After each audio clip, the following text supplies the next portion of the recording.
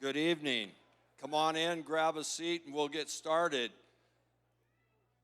James, I was getting ready for that great song to start. Is anyone here tonight to testify? Yeah. So we are going to have the privilege tonight to hear some stories of what God is doing in the lives of people. I really love the Word of God because it's full of miracles, it's full of stories, but I love the stories that are happening today. And we get to see God show up. So the first thing I'd like to do is just open our evening in prayer. Jesus, we are here tonight because of you. And in this room, we celebrate your work in the lives of people. And so tonight, we thank you that you're alive and you're real and you're changing lives. And so tonight, may all the glory and praise go first and foremost to you. And so we just commit this evening to you. Amen. I just want to welcome those of you that are visiting online. You may not see what I'm seeing, but this is a great turnout tonight. It's great to be in Idaho and celebrate this occasion. We wanted to be able to invite our friends and family, so we are here. And I want to express my appreciation to Lake City Church for opening the door and saying, come on in, use our facility. So thank you, Lake City. In fact, I was reminded it was about 9 years ago that I spoke at this church, and this church was energetic, excited about having the shelter come to Coeur d'Alene. And they took a Thanksgiving love offering where they challenged their congregation to take 1 day's pay and give it to the ministry. And I believe this church raised over $70,000 for that shelter. And I've appreciated the faithfulness and commitment. Now, I want to recognize a few people because this would not take place tonight if it wasn't for people that invested in the lives of those that we're going to honor. And I want to start I'm going to ask 3 groups of people to stand, and I'd like you to just stay standing after we recognize you. But the first one is I appreciate so much. In the 35 years that I've been at the mission this August, I have been blessed to have an incredible board of directors. They're a godly leadership. And I know we just had a meeting and many of them are here.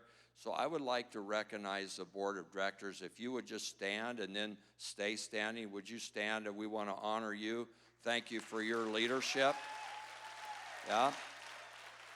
Then I know as I came in, stay standing if you would, I want to recognize the staff that God raises up, their faithfulness. If the staff that are with us tonight, would you join them and stand? Thank you.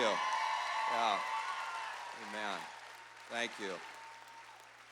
Front lines, dedicated heart, thank you for what you do. And then the last group of people that I want to stand with them because all of them are an important part of what's taking place are the volunteers that are here tonight that serve in the ministry. Thank you for your service. Yeah, thank you, thank you. And I don't know if you can see, those of you in the front, turn around and see, this is a core group of people that support, love you, and make what happens possible. And I know there's many out there tonight. Thank you, you can be seated. There's many out there tonight, too, that maybe haven't stood but have been prayer and financial partners with us in this ministry. So thank you to you for your faithfulness. We wouldn't do it without you. I remind you, no government funds. It's all the people that are responding to the heart of God. So we have, you walked in, you got a program. We have some things that we want to move through in this program and get to the exciting part of hearing the stories. I just want to say this to you that we're honoring tonight. This has been an incredible journey, unlike any other. There was this small thing that not too many people know much about called COVID that came along. And for many of you, that changed your world. Because all of a sudden you're in a phase and then we got to shut everything down. Then we got to restart it. We got to kick all the volunteers out. The things that we did, quite frankly, I still don't understand. They don't make any sense, but we did it because we were asked to do it. But I just want to congratulate you because you stuck through it. and it was not easy. And I know, I know this, apart from COVID, apart from the year that we've had, there's many times, and I'll tell you this, as I look around at the people we're going to honor tonight, there were several that joined them, and it's like a third to a half that finished the course. And so you finished the course, even amidst COVID. And there are many times when you were tempted to what? Pick up the bags, leave, and you stuck in there. And so we're here to honor you and say thanks for your hard work. Now there's 3 with us tonight that got their GED that we want to especially honor. And so I believe, Cody, are you here? Where's Cody? Is he here? He's not here? He's not here. He didn't know he was being honored or what? Okay, Cody, Evelyn, and we had Corey, I know is not here, who also got his GED. And then at the Coeur d'Alene Center, Mariah, I know you're here. Where are you at? Right here. Stand up. Got your GED. And Aslan, right next to her, the 2 of you got your GED. Way to go. Yeah. So just to get us all wound up tonight, would all those that are going to be honored tonight and come up here and receive it, would you stand up so we can give you applause and honor you all together for the hard work that you've done? Thank you.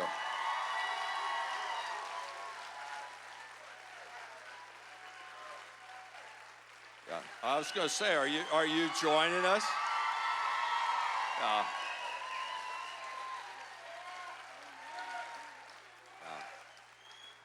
So, again, congratulations. It's a journey, and you've taken that step of finishing the 18 months, moving out. You're God-dependent, contributing members of society.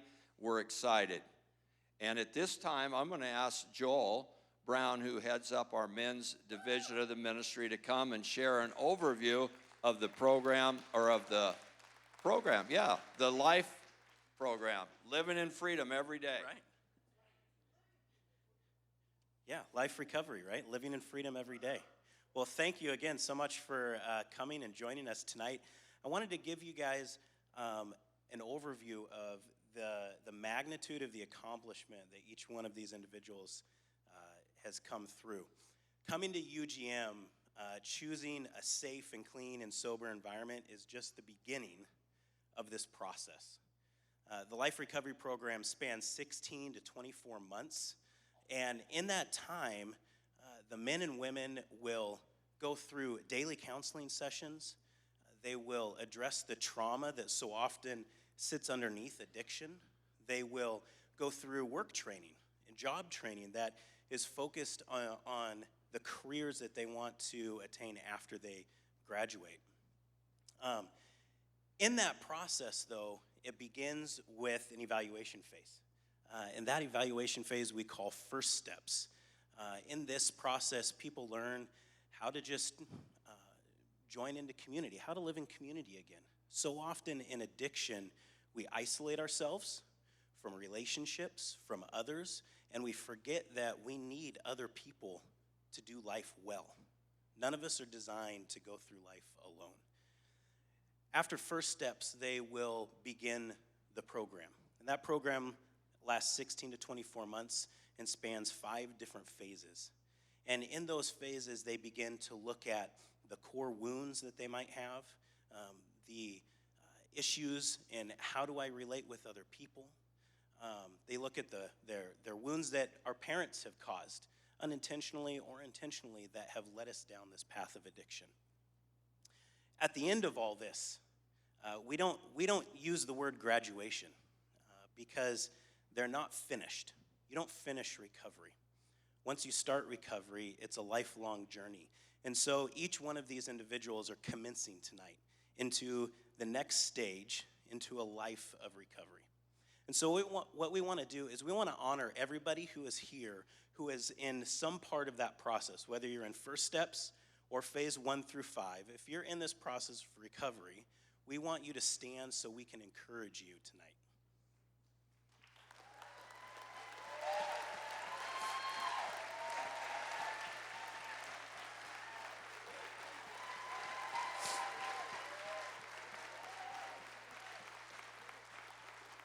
And stay standing real quick. Stay standing. So I want you to turn around. I want you to look at who you have supporting you in this journey. Because there will be a time when you have to make that decision. Do I continue on or do I give up? And I want you to remember and look in the eyes of every single person here, because they are here supporting you. They are here to encourage you along this journey. And so when you're in the dumps, when you're in the dark, remember that you have people that are praying for you, you have people that are coming alongside you, and you have people that are your cheerleaders in this process. Thank you. And now we are going to hear from Heather Pollock. She is a Life Recovery Program alum.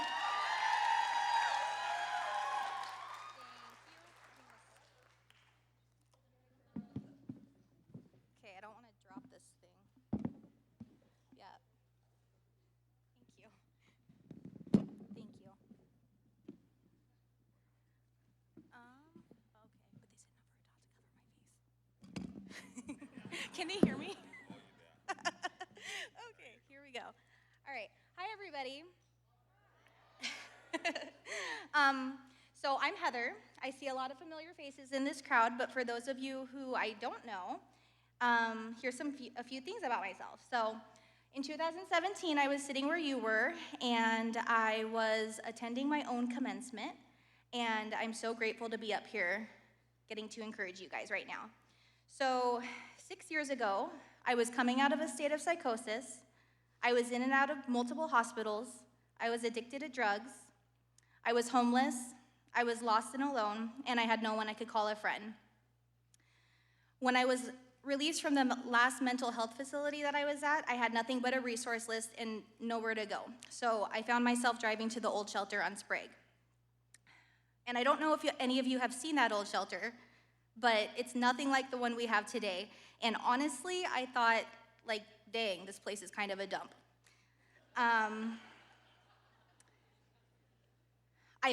I felt like I had completely hit rock bottom, and I was filled with immense shame. But I began to experience a love I had never known before, and that was the Lord's love. He showed me his love through his people, through the staff and volunteers, and mostly through the other homeless women that lived there.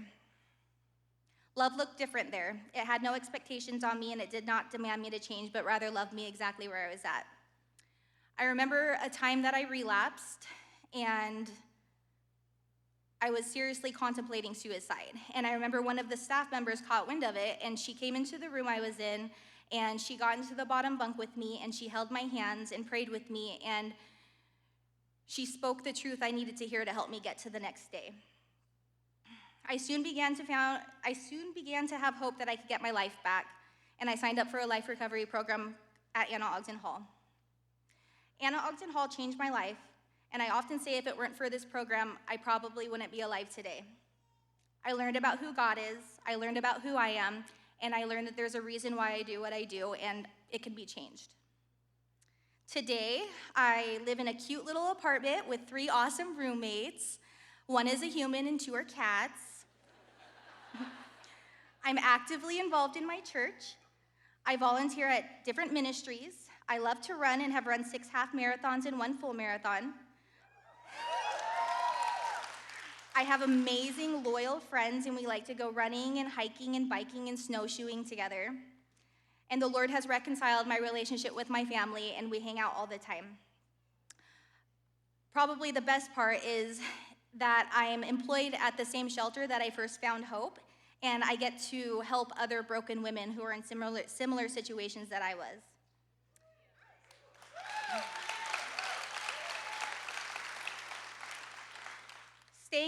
Staying in recovery has been the hardest thing I've ever had to do, but it has shown me that I'm capable of doing hard things, and so are you.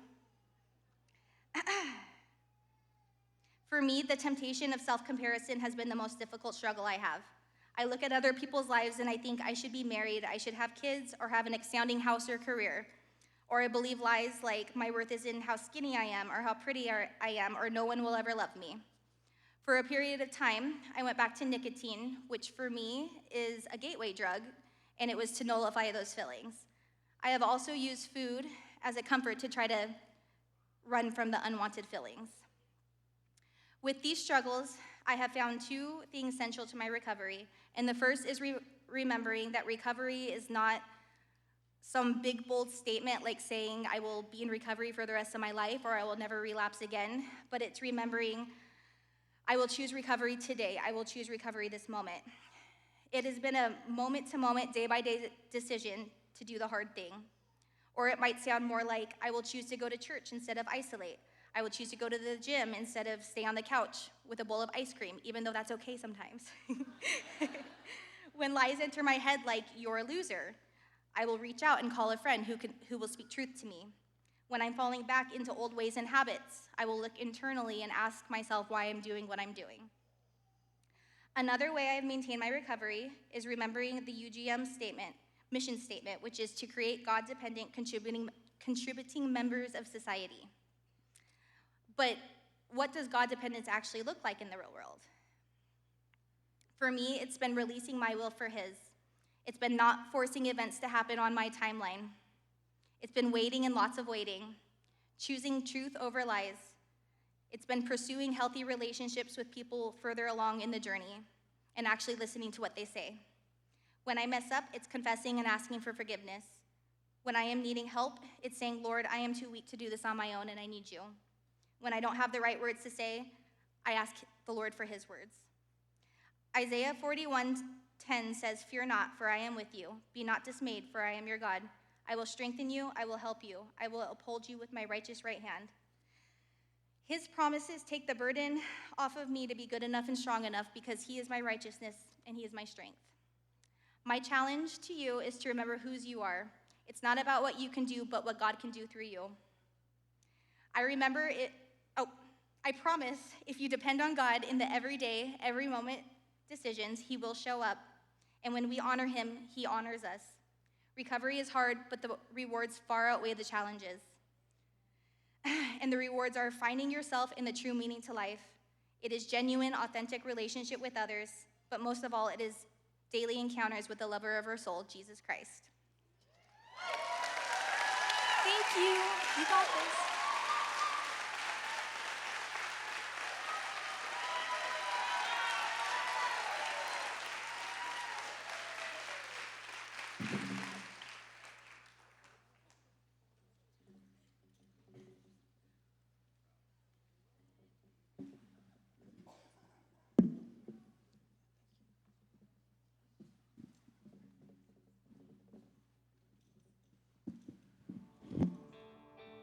Life before UGM was dark. I was in and out of jail. I was suicidal. I had this gaping hole in my soul that I didn't know what to fill it with. I filled it with all the wrong things: men, drugs, crime, and it was just dark. It was like my 4th time in jail, and I just knew I couldn't continue like this. I wasn't successful in killing myself. If I was going to be alive, I needed a life worth living. So I got out of jail and I came to the UGM, and it's been the best thing that could have happened to me. The staff here, they loved me when I couldn't love myself. That was first and foremost. Finding my relationship with Christ, and of course all the classes I went through. Unraveled was a great help to me in untying the knots. I have an army of people that support me. All the women here, they are all strong, God-fearing women. I got the relationship back with my family, which is amazing. Friends. My addiction was very dark and lonely, so this is just what I needed, really. Well, my life now is absolutely amazing. The happiest I've ever been in my life. I'm a functioning member of society. I got a job at the hospital here. So I'm doing good, thanks to UGM.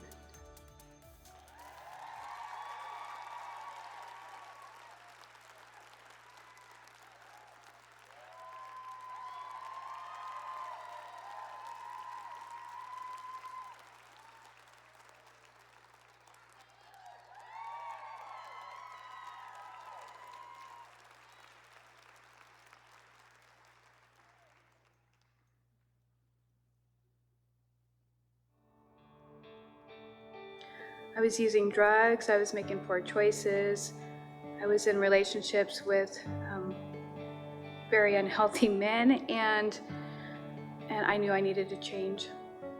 Before I came to UGM, I had turned myself in to take care of a huge warrant, and I heard the ladies talking about it in jail, and I knew that everything I heard, that's what I needed. And so during sentencing on January 1st, I brought that option up to the judge. I had severe anxiety, panic attacks. I felt like there's no way that I would be able to make it through this whole program. And now I'm doing things that I never thought I could ever. Number one, a relationship with God. I became very dependent on Him. I have a wonderful support group.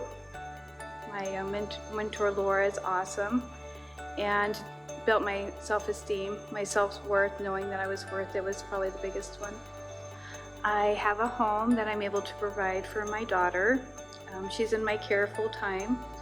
I have a great job. I have people that love and care for me.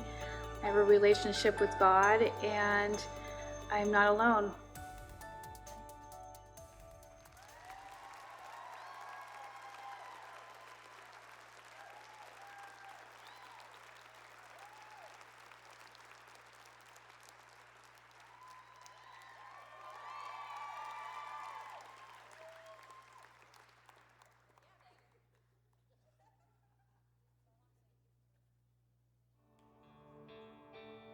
I was in addiction for 17 years. It started out with cocaine, and then went to pills, and then to meth, and then to heroin. And the last 4 years it was heroin, and that's when it put me on the streets, when I became homeless. There's been some trauma in my past, emotional, physical, mental, and I had messed up my life, and I just needed help. The first time I went into the crisis shelter, I felt God just welcoming me in. I was able to be vulnerable and open up and find wounds from my past and work them out. My life now, I'm still learning to heal, but because of the tools and the support that I have, it's a lot more organic and easy. I'm in contact with my family all the time. I have a full-time job. I really love my job. I have a great relationship with God. I try and share that same love with everybody, including myself. That was a big deal, was learning how to love myself the way that God wanted me to love myself. So.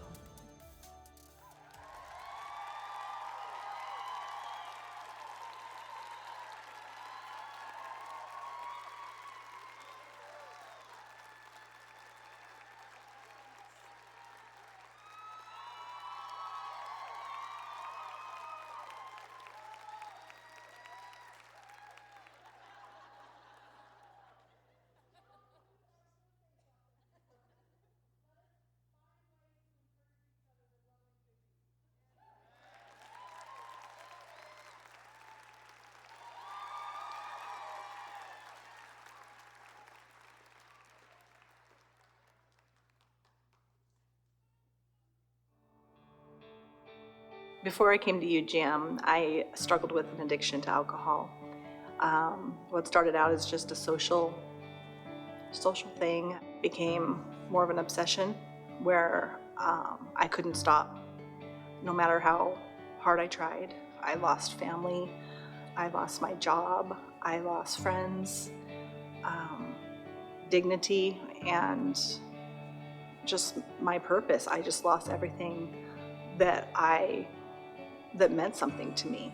A friend of mine and my mom found UGM, and I had known nothing about it. And within a week, I think it was about a week, I came to their orientation. The main reason I had such success at UGM was that it was a faith-based program. I had been through 3 treatment programs before, none of which were faith-based, and they were a very short time. The 2-year program was exactly what I needed to take time to focus on myself and to really figure out the why behind my alcoholism and what I needed to do to turn that around. And I've always known Jesus my whole life, but I have never had such a close relationship with him until this program. There's a gratification in sobriety that I can't even explain. I am so thankful for my renewed relationship with my family. I'm thankful for a job that I love, and I'm thankful for just my relationship with Jesus Christ. He is my Savior.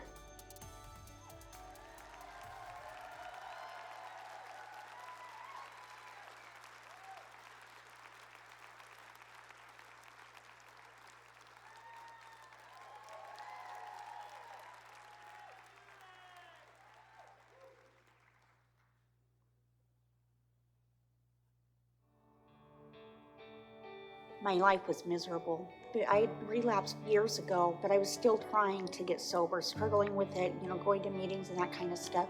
But then I got diagnosed with cancer, and I used that as an excuse to continue on. My family was there for me while I went through the treatment and surgeries. But when that was over, they just had it. My behavior was just irrational and just shocking. And then I got to a point where there was just nothing left. It was either live the way that I was or die. I mean, those were my only 2 options, or do something to get sent to prison. And so finally I came into UGM, and it was not like anything I expected at all. The love and the support that you get from the women and from the counselors and staff, it was just amazing. And everybody seemed to make it a point to know your name and get to know you. It was just amazing. I feel thankful to God. I feel thankful that I have a relationship with him. I feel thankful that I went through all of the classes and learned everything that I needed to learn before my second diagnosis. UGM was the saving grace for me. I'm thankful that I learned how to forgive, because I really held on to unforgiveness for a long time. I'm thankful for the whole program.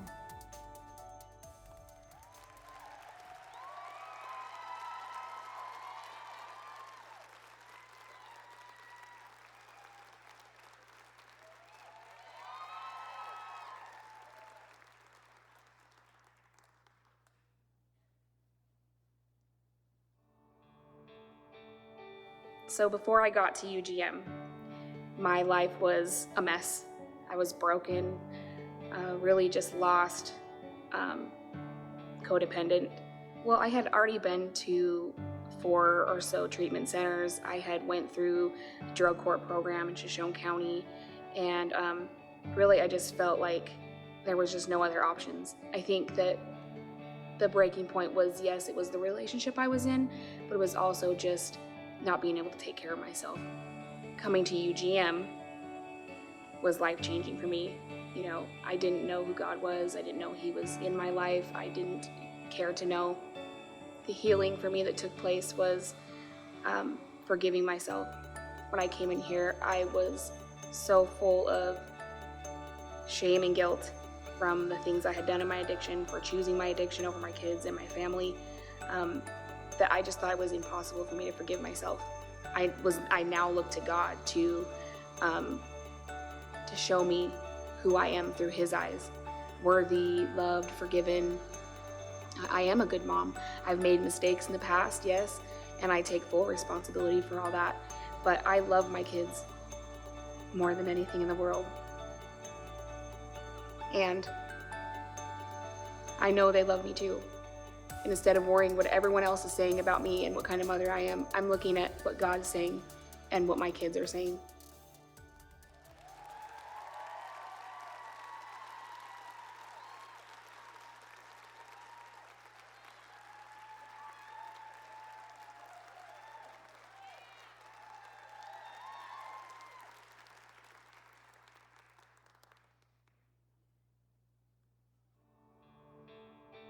My mother, she started to drink heavily, got involved in a relationship where they both drank. And through that, I just started experiencing a lot of neglect and abandonment. Her dream was to be a nurse. So one of my focus was to be a nurse too. And through that, I worked as a travel nurse for 16 years. But unfortunately, it was very high stressed. So I kind of took on what she did, was to drink. But what came to a head was like 5 years prior to coming to UGM, was I started to experience a lot of losses. Loss in relationship, and I started to struggle with my job too. What really broke me was that my mother passed away. I was arrested for eluding and went into jail for 3 months and was recommended to the program. Now in my life, I feel like instead of running away from my problems, isolating myself, I need to be open and share, to get input from others. And just because once you share your pain, it's also healing to others too. I feel like it's a journey, a journey of getting to know myself, getting to know where I am, and that I don't have to be perfect. I don't have to be anything to anybody, but to just love and be open to God's plan.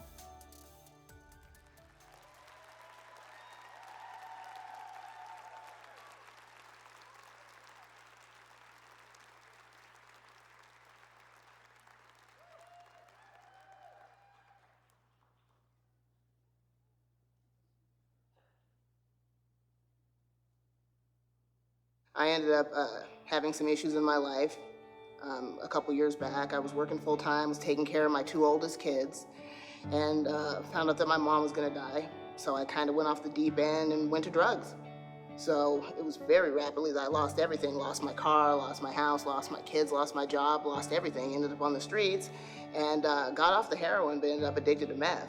So I walked the streets for a couple of years, just using drugs and acting a fool, going from casino to casino.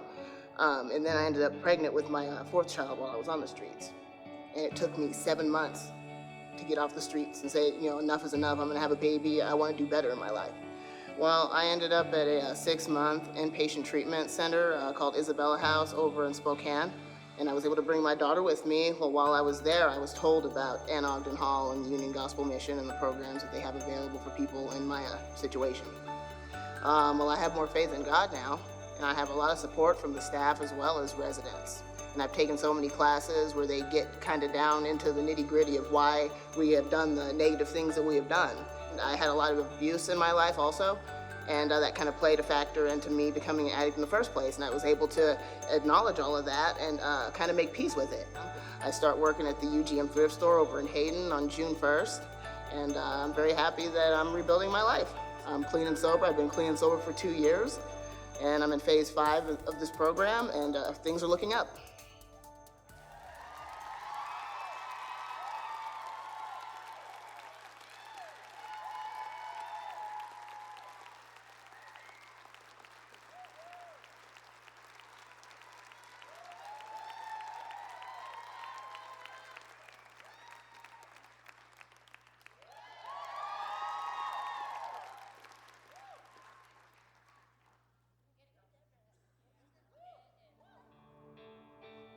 Well, for about 7 or 8 years of my life, I was stuck in this rut. I just couldn't get out of my addiction, and there was homelessness, and it just felt like a never-ending cycle. It come to a point in my life where that was the only way that I knew how to feel, was by using drugs.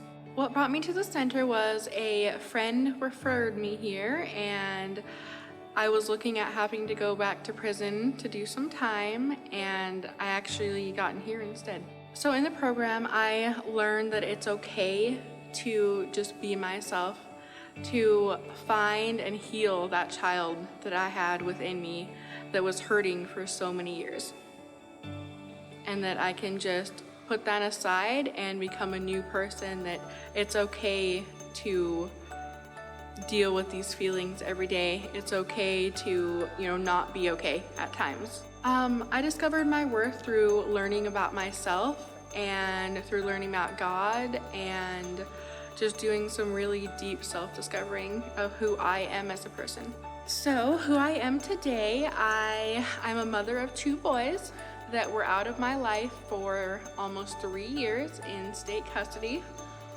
And now I have them back full-time with full custody of both of them. I work 2 jobs, and I just manage to still keep time for friends and for God and just have that balanced life.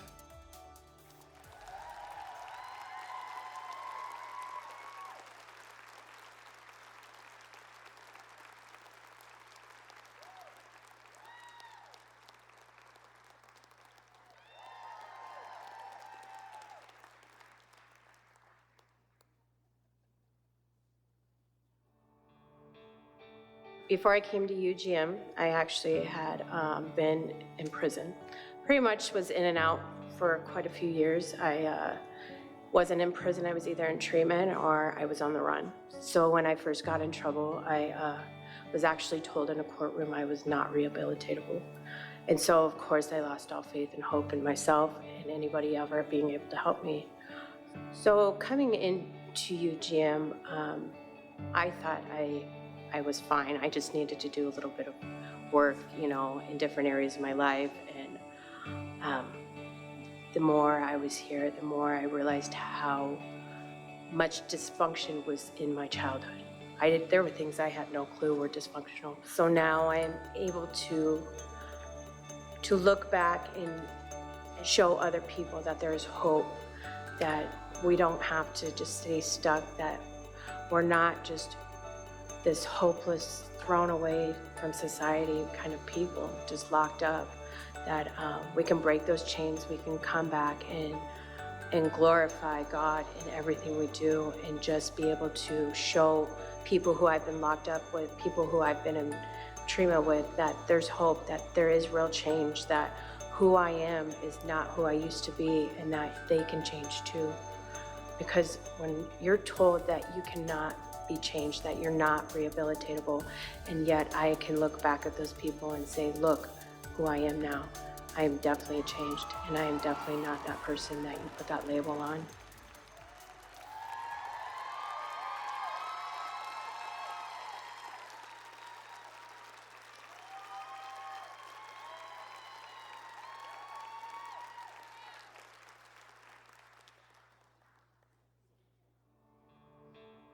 All growing up, addiction was so prevalent. Both of my parents, everyone around me, and I swear I would never be that person, and then I became that person. My life was just spiraling out of control. I was stuck in addiction, in a toxic relationship. I had pretty much given care of all 3 of my kids to my sister. I ended up getting in trouble with the law. The Department of Corrections actually told me about the UGM Center, and that day I immediately came here. I knew that if I didn't come here, it was choosing the life of addiction or my children. And then so I just wanted to make a better life for me and my kids. Just coming here, I learned parenting, and the Genesis process for me was very impactful. It actually gave me tools to use, such as a dead-end script. That one for me was super powerful. Showed me all the evidence of what led me to what I did and how it all started. I just really gained that faith piece that I was missing in my life. I kept going back to addiction because it was so familiar, and finding who I was in Christ really revealed that I am worth more than throwing my life away to such a worthless cause. Right now I live in supportive housing, which is awesome. I love that I'm right next door and still connected. And then my kids, like I said, would be moving with me full-time in June. And then I want to go back to school to be something in the dental field to help addicts restore their smiles. Like, who doesn't love to smile? So I would just love to bless people in that way. I feel like, yeah, my life is filled with joy. It's just been renewed.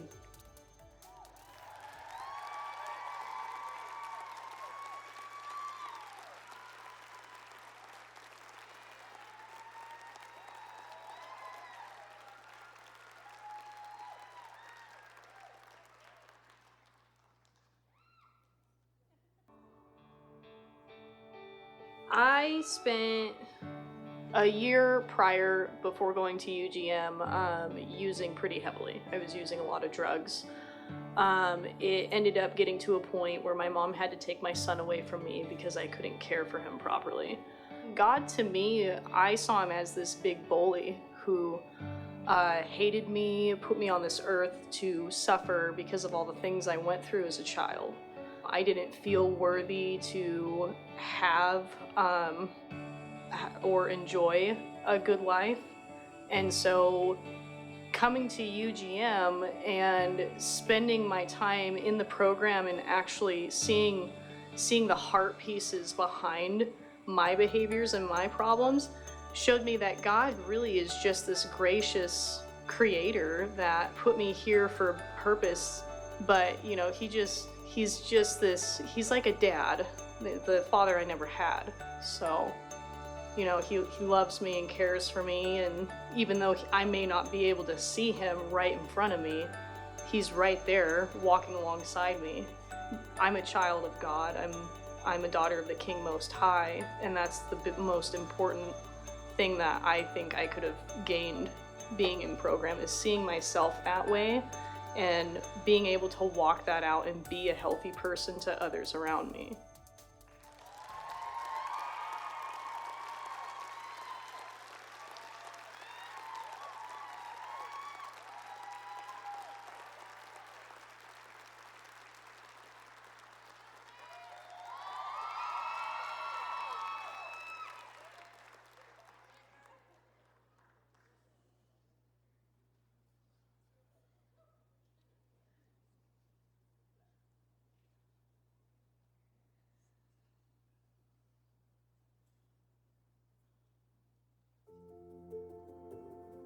I didn't have any good tools to know how to cope with things I was going through, so I turned to alcohol. And there for a while, I was even doing drugs. My daughter's mother left me, and I just spiraled completely out of control. Drinking every night. I drink a 30-pack every night. And then I'd be drinking till 2 in the morning, and I'd be up at work at 4. I remember praying. I wasn't much into religion or nothing, but I was just like, you know, God, if you're there, have a bed open at the UGM. And I made a promise to myself that I wouldn't walk back out the doors for the last time the same person I was walking in. I mean, I've done so many things that should have probably gotten me thrown out of here. But instead, staff just gather around you and they get to the heart of the problem. I've been absolutely blessed. I have a job. I work for Precision Cutting Technologies. I've paid off all my back child support, every bill I ever owed on. Relationship with my daughter, that has been restored. We talk regularly. I actually have a future. That's what that does. I didn't have a future before. I didn't know from day to day what was gonna happen. Didn't know if I was gonna be alive in a week, you know? Didn't care. Now I have a future. I have hope.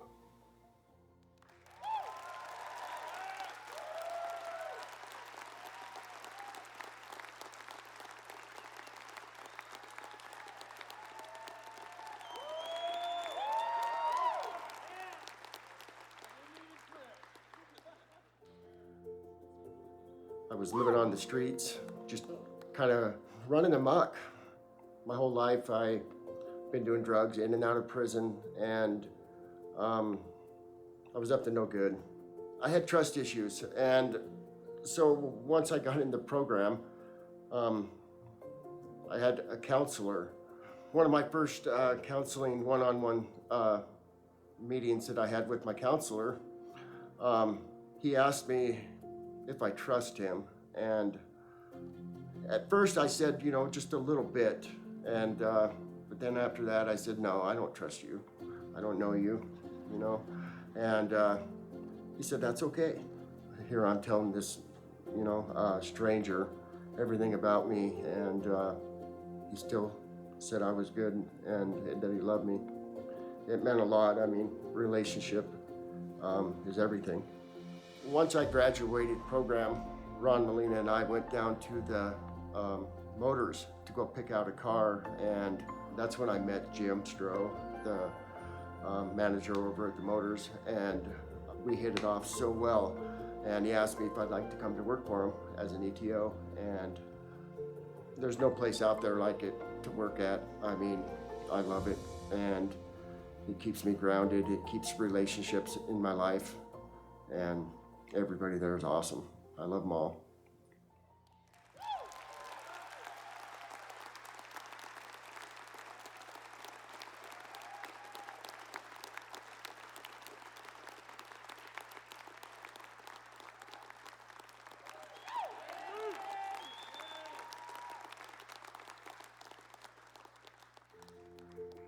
I was homeless for about 4 years, couch hopping, sleeping anywhere I could get 4 walls around me. I was just trying to escape everything and anything I could do to escape all the pain and trauma that I've experienced in my life, I would do. I was a heavy meth user, and I would pick at my face a lot. It got to the point where I gave myself sepsis, so I was actually hospitalized for that.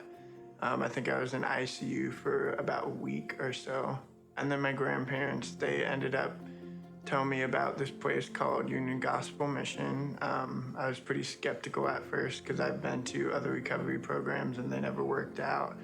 But I was sick and tired of being sick and tired, so I decided to give it a shot, and I came here.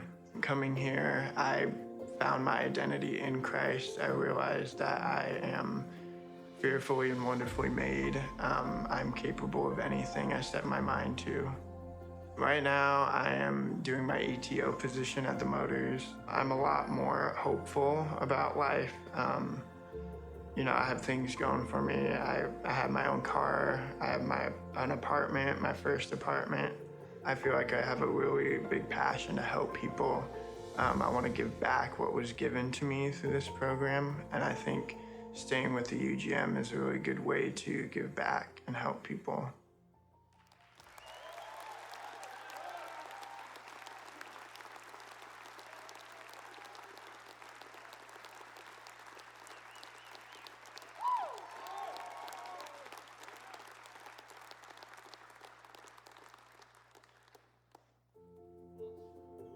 Before I came to the UGM, I was self-destructing myself and basically self-medicating myself with alcohol, and I was just in a period in my life where I was broken, and I just could only find the bottle, and that was my answer for everything. And I had a wife and a family and people who loved me, and I pushed everybody away and just drank myself to the point of nobody could recognize me anymore, and just was not doing very well. So I found the UGM, and it has changed my life in a drastic way. What helped me the most is understanding that God controls everything, and my life has been nothing but good. Everything good came out of it. I mean, I have a job, I have people in my life who actually want to be around me, and the healing process has begun, and I can move on into bigger and better things. I have a wonderful job. I would like to give a shout out to American Ironworks and Erectors. They have been nothing but patient and kind and generous with me. I have a place I call home. I have a family that loves me to death, and words can't describe it. Like I said, I have people in my life that want to be around me, and it's just really good. It's a good feeling to have. I wish that on everybody.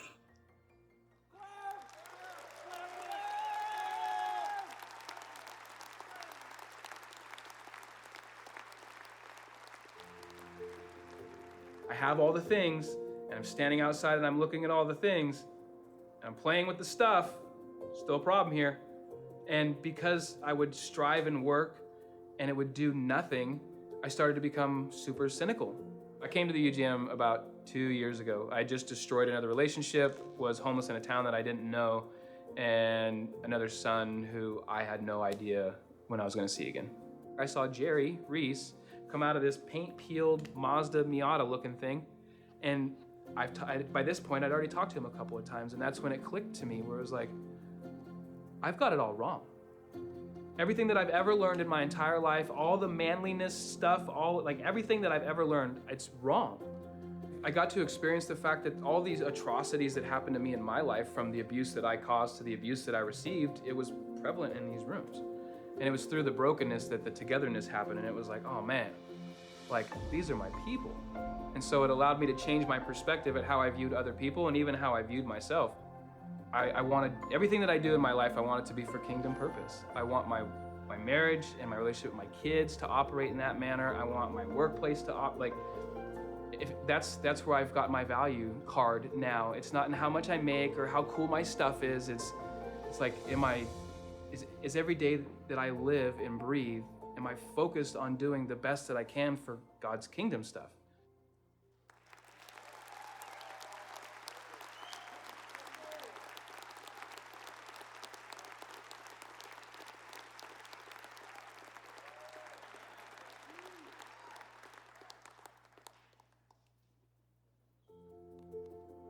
My life was a complete wreck. I was addicted to alcohol and marijuana, and my life was out of control. It was unmanageable. I thought I could manage my substance abuse, but I couldn't. A friend of mine got tired of seeing me in my condition and pretty much said to me, if I ever wanted to live again, you need to go to UGM. I pretty much made a pact with God that I was going to come to UGM and go through the program, and that was His will and His way, and that's what I was going to do. It all changed because of this environment that showed me love and care and understanding, and was able to provide for me all the things that really I needed to heal. And I love being around people, and I work at the city. I got a great job in the water department at the city. I have my own apartment. I am over 2 years sober. You know, before I was mad and I was hurt and I was angry and I didn't know what to do. I knew I had to change, but I didn't know how to get there because I didn't have Christ. I couldn't get there without Christ.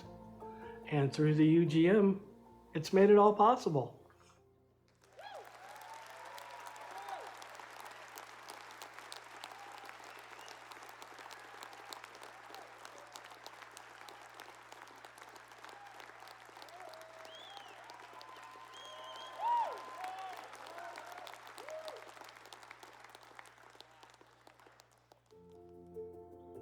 I was living in California, collecting bottles and cans just to survive, to get my next drink. I had been homeless for 3 years, just lost, not knowing what to do, not knowing how to stop.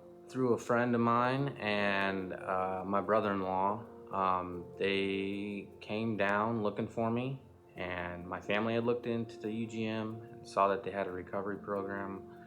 And I knew right then and there that it was either that or my demise. What was really helpful for me was regaining that hope through Jesus Christ, and being able to set boundaries with family members, to set boundaries with other peers, learning what it is to be a real, authentic man. So my life now, I'm currently in Amazonian at the Amazon warehouse, and I enjoy it a lot. I also attend church with a couple friends of mine. I mean, this is just the beginning of another chapter in my life, you know, and I can't wait to see what God's plans are.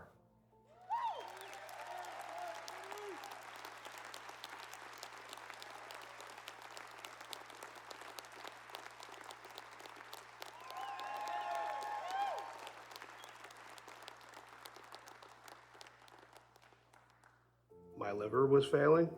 I was tired, lonely, angry, and if I continued to drink, I'd be lucky if I lasted a month. So I ended up at UGM because my sister, she lives in Coeur d'Alene, Idaho, and she found out about the UGM at her church. I believed in Jesus, and I knew that that's who led me to the UGM, but my relationship, because of the choices I made, was not deep.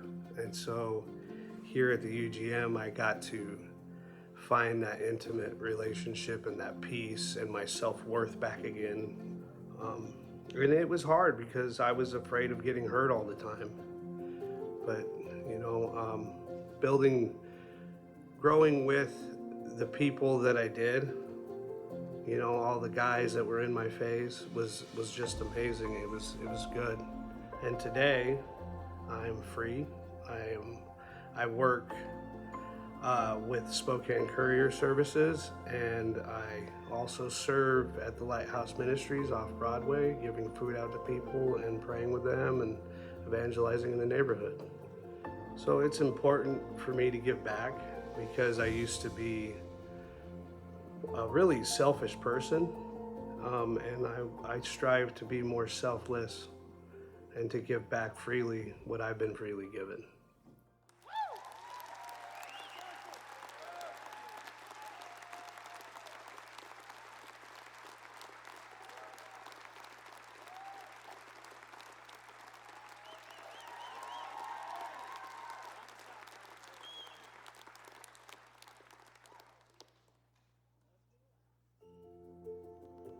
Ten years ago, I found my mom dead in the driveway. 5 years after that, I found my dad dead in his house right next door. 9 months after that, my oldest sister. I had a lot of trauma in my life growing up as a kid. I did the couch surfing stuff for a while, still in my addiction. Finally ended up going over to Coeur d'Alene to a 24-hour warming shelter, and they suggested the UGM. As far as God, I found God here for the very first time. I had to pretty much throw my whole old ways away and start basically as a new man in Christ. Right now, I'm working at Lowell's. I just started there a couple weeks ago. I'm renting a room right now, and hopefully through the mission here, I'll be able to actually gonna be moving in with one of the Faze brothers into a house. You gotta constantly move forward.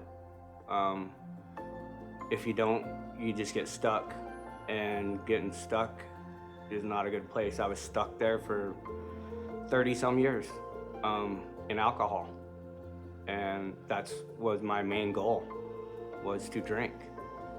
Now it's not, and I'm getting back into the pleasures of life and relationships and everything else. So yeah, it's going good.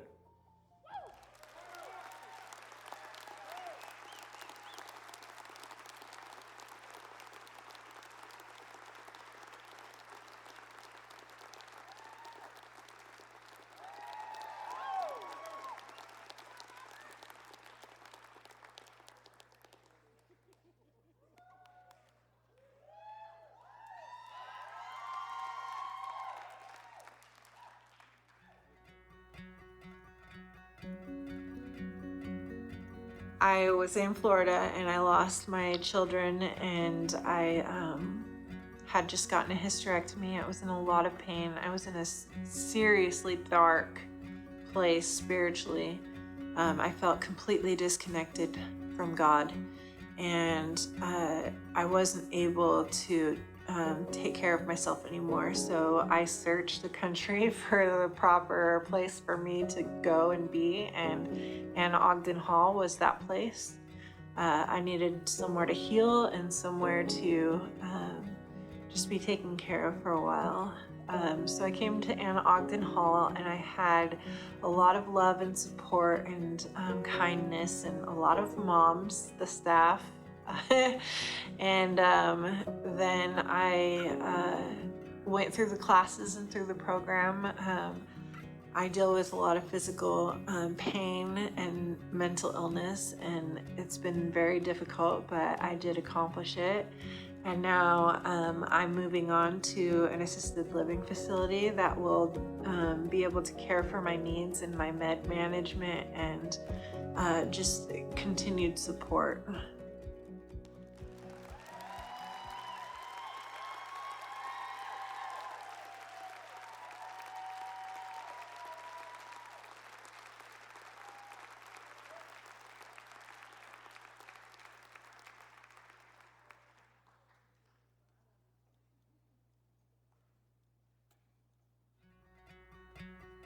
Before I came to UGM, my life was falling apart. I had a life of abuse and addiction and just not a lot of self-worth. I woke up in a hospital after a failed suicide attempt. My daughter was there, and I just woke up to her telling me, like, "What are you doing, Mom? I need you. You're my favorite person in the whole wide world." And at that moment, I knew that I needed to change my life. I wanted to change my life, and I felt like if I didn't, that my daughter would be in that same hospital bed in 30 years with all the same problems. I applied to go to Anna Ogden Hall, and I got accepted, and man, and things just took off from there. The healing that took place while I was there is immeasurable. I will forever be grateful at the relationships they helped me rebuild with God, rebuild with my family, with my daughter, the relationship I have with myself now. And today, like, I have the best job. I get to help women that were in the same situation that I was in. So I get to share my testimony every day. And so, yeah, I'd like to say just watch out, because I am unstoppable now. There is nothing that can hold me back.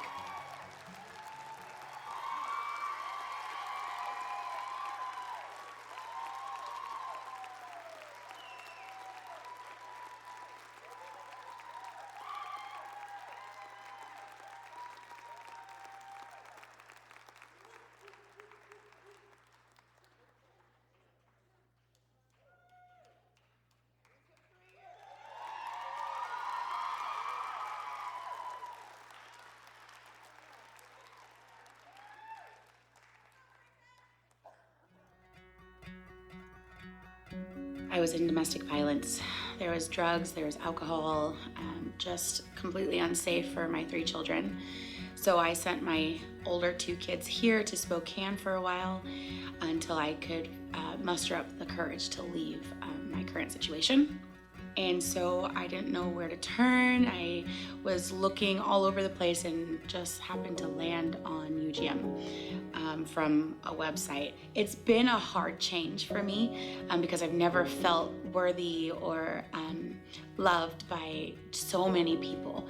And that feeling is just so hard to put into words. It's overwhelming and just heartwarming, and just, I feel like I have this huge hug all the time on my shoulders, just someone hugging me all the time, even if they're not presently with me.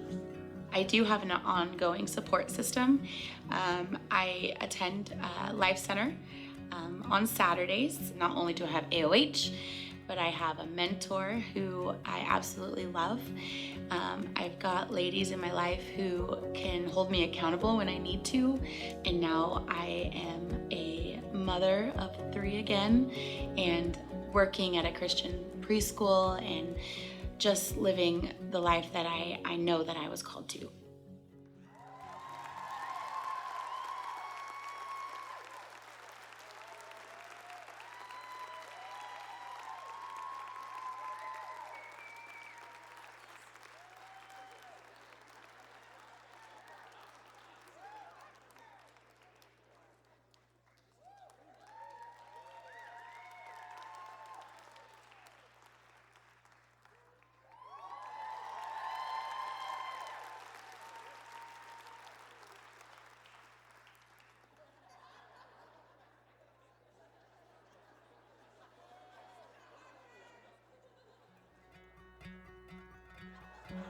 Early 2000s, I got into drugs, and then I got pregnant with my son, That's when I lost my daughter.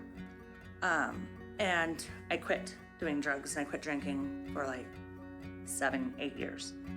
And then I met a guy that I liked and he happened to be using, and everything kind of fell apart within a matter of a year. And I lost my house. My son was in foster care. I had received felonies.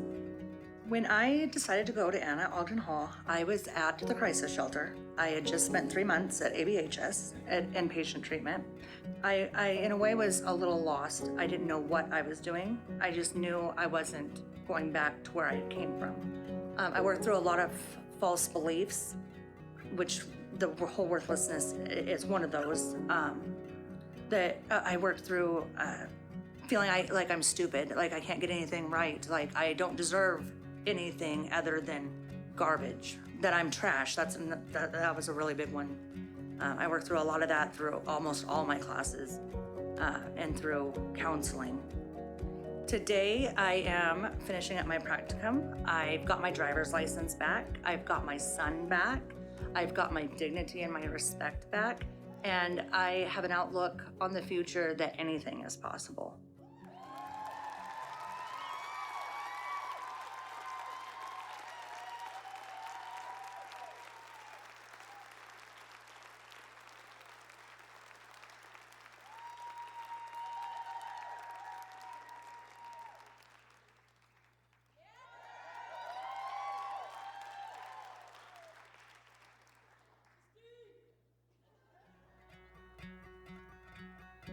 I was just broken, I was lost. I had lost my older kids due to my addiction, and I was looking at my 3rd prison sentence when I was pregnant with my youngest, and it was either prison or it was treatment, and I chose treatment. The healing process was really tough, actually. The whole forgiveness thing, I could forgive everybody else, but I could not forgive myself. I learned about the God that loves me, and forgives me for everything, and if God can love me and forgive me, then I should be able to love and forgive myself for everything that I've done, but I still struggle with that. Since being in Anna Ogden, God made a way where there was no way possible. I have all 3 of my kids,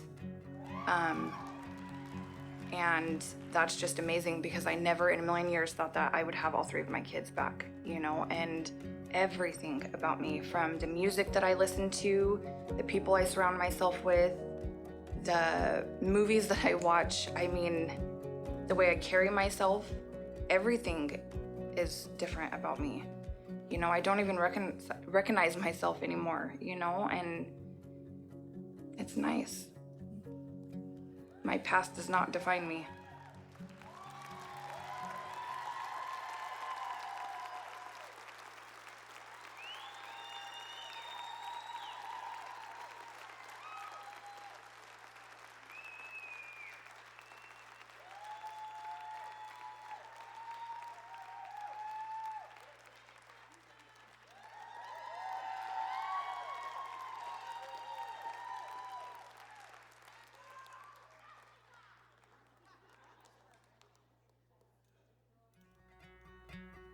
Before coming to Anna Ogden Hall, being in addiction for 30 years was destroying my life.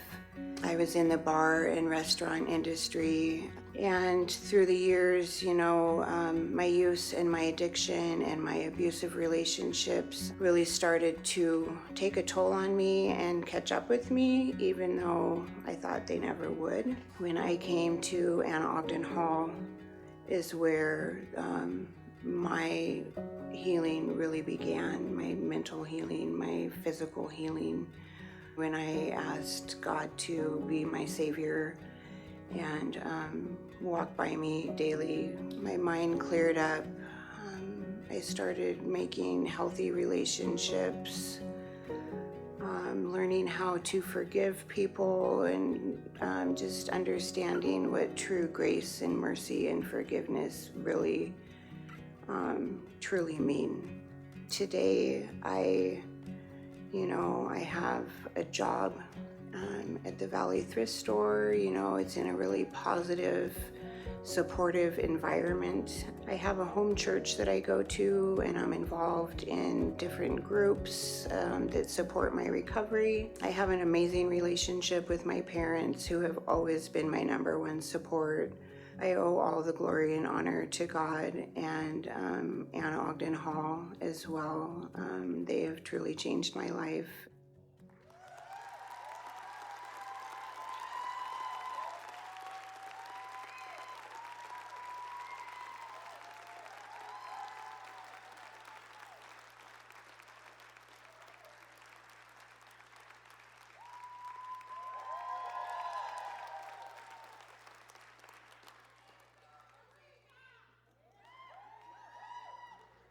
I lost my children, my family. I didn't have a home. Pretty much, I had lost everything. I lived in a environment of constant fear and just sin. My counselor at treatment suggested that I try to come to AOH, and I went to the crisis shelter, and I did the first steps there. And then I went from there to AOH. In Ogden Hall, I really had to do trauma therapy, and then mix that with some of my classes. Like Discovery was one of my favorite there, and it kind of backs up our faith and gives you like why we believe what we believe. I would say that I definitely entered into a relationship with God.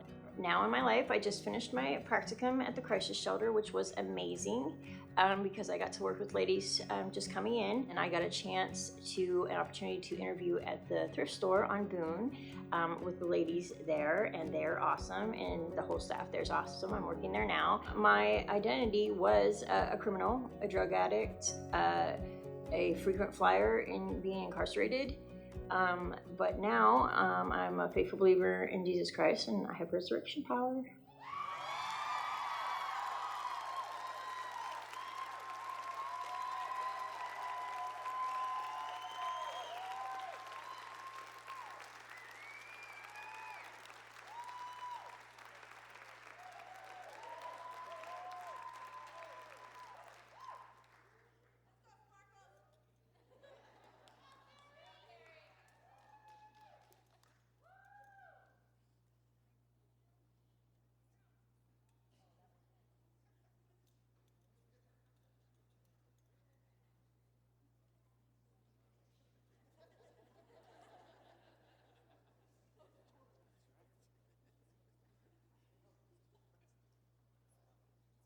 I was getting ready for the photo show. Wow, what do you say after that?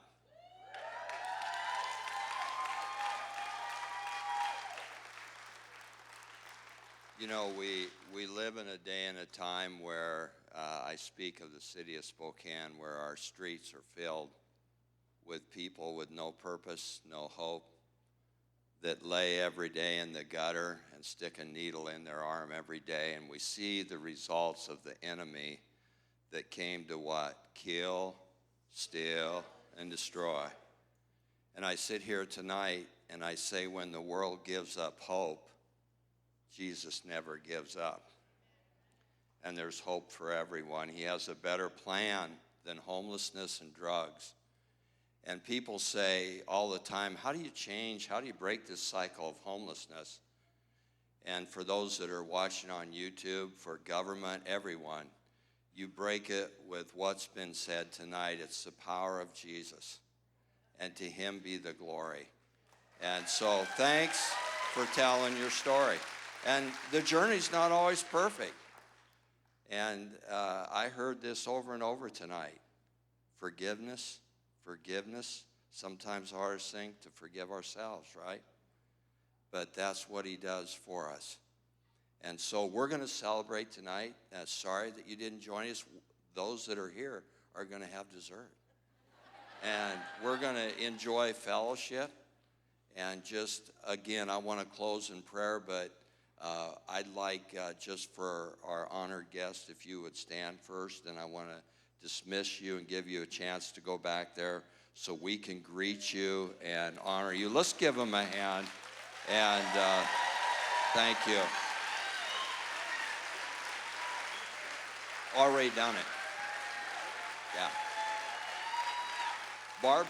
Yeah, Barb told me what happened. Yeah. So would you join me in prayer? Jesus, it's been a joy to be here tonight and know that everyone in this sanctuary throughout the world you care deeply about, and that you have a plan that wasn't about destruction. And we've witnessed that tonight, that once where the enemy had a foothold, there's been freedom now. My prayer is that you would continue to bless, encourage, and surround these men and women with your presence, and may they experience the power of your Spirit in their life every day. So thank you for this evening. Thank you for a time to be reminded that you're alive and well and working in all of our lives. We love you. Amen. So if we'd wait just a minute and have our graduates leave, that would be great. I just want to clarify, Barb, where's Barb? We have the picture, right? Yeah, okay. Okay, go ahead. Let's wait for them, and thank you. Thank you.